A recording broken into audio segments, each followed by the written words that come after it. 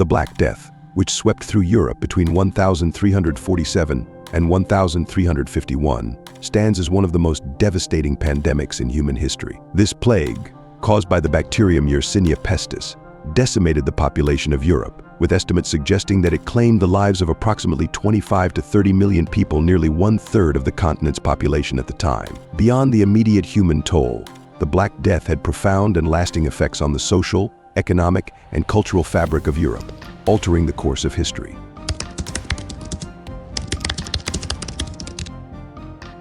The Black Death originated in the East, likely in the steppes of Central Asia, where it is believed that the disease was endemic among wild rodents. The bacterium Yersinia pestis is primarily spread through the bites of infected fleas, which in turn parasitize rodents. As trade routes expanded in the 14th century, particularly the Silk Road, the disease began to spread westward, carried by merchants, soldiers, and travelers. The plague reached Europe in October 1347, when a fleet of Genoese trading ships docked at the port of Messina in Sicily. The ships had been traveling from the Black Sea, a region where the disease was already rampant.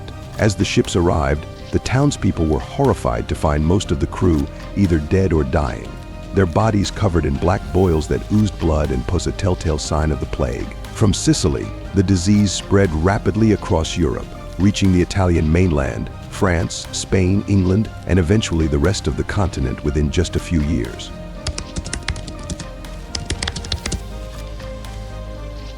The Black Death manifested in three forms: bubonic, pneumonic, and septicemic. The most common form, bubonic plague, was characterized by the sudden onset of fever, chills, headache, and the appearance of painful swollen lymph nodes known as buboes. These buboes, which could grow as large as an apple, were often found in the groin, armpit, or neck and turned black as they filled with blood and pus, hence the name Black Death. The pneumonic form of the plague attacked the lungs and was spread through respiratory droplets. This form was even more lethal than the bubonic type and could kill within 2 to 3 days of the onset of symptoms. The septicemic plague, which occurred when the infection entered the bloodstream, was the deadliest form, leading to death within hours in most cases. The mortality rate of the Black Death was staggering. In some areas, the death rate reached as high as 50% to 60% of the population. Entire towns and villages were wiped out, and in many cases, there were not enough survivors to bury the dead. The plague's virulence and the speed at which it spread made it nearly impossible for contemporary societies to mount an effective response.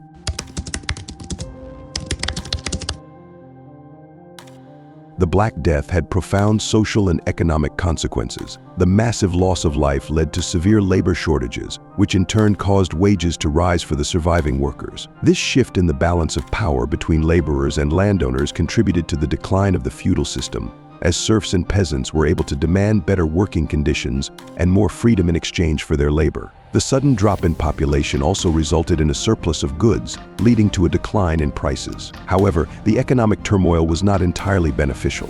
Many regions experienced economic depression as trade networks collapsed, and the shortage of workers made it difficult to maintain agricultural productivity and urban industries. Socially, the Black Death exacerbated existing tensions and led to widespread fear and paranoia. In many areas, Jews were scapegoated and accused of poisoning wells to spread the plague, leading to violent pogroms and massacres. The clergy, too, were often blamed for failing to protect the population from God's wrath, leading to a decline in the authority of the church. Some people turned to religious extremism, such as the flagellants, who believed that self-punishment would atone for the sins that had brought the plague upon them.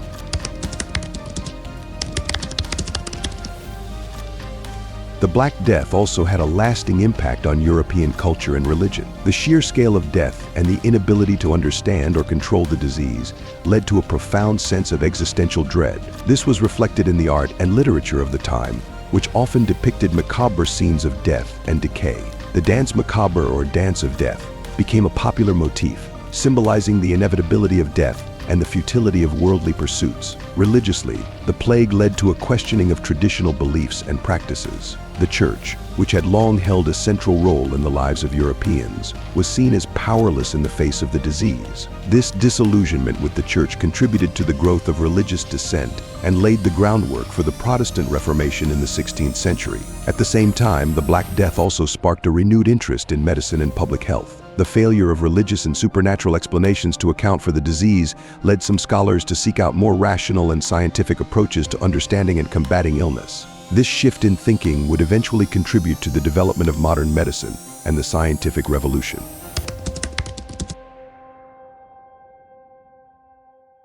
The Black Death was more than just a tragic episode in human history. It was a cataclysmic event that reshaped the world in profound ways. The pandemic not only decimated the population of Europe, but also brought about significant social, economic, and cultural changes. It weakened the feudal system, altered the course of religious and intellectual thought, and left a lasting mark on the art and literature of the time. The legacy of the Black Death serves as a stark reminder of the fragility of human societies in the face of natural disasters and the ways in which such events can drive historical change.